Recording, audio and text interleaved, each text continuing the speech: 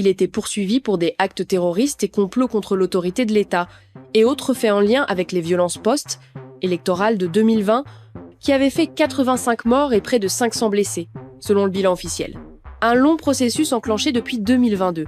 Cette décision judiciaire intervient après un long processus enclenché depuis son arrestation en mai 2022 à Abidjan, alors qu'il revenait d'un exil de 3 ans en France.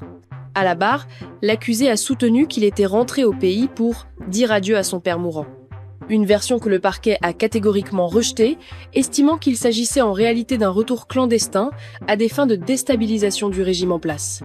D'après l'enquête, l'ex-officier des forces républicaines de Côte d'Ivoire serait entré en territoire ivoirien via le Burkina Faso, en utilisant de faux documents de voyage, avant de rejoindre Abidjan début mai 2022. Il aurait, selon les autorités, pris contact avec plusieurs militaires dans la perspective d'actions subversives. Ce dossier est vide. Il n'y a aucune preuve tangible. Ce sont des accusations fondées sur des oui-dire. Plusieurs co-accusés ont également été jugés dans le cadre du même dossier. Certains ont écopé de 10 ans de prison ferme.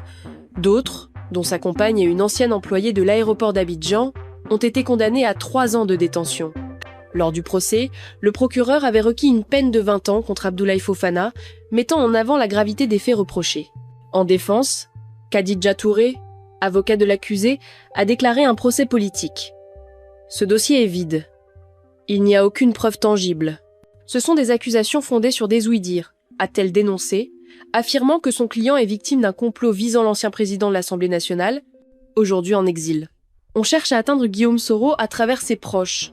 Ça et là, ce sont ses partisans qui sont arrêtés. On force la recherche d'infractions pour les maintenir en détention.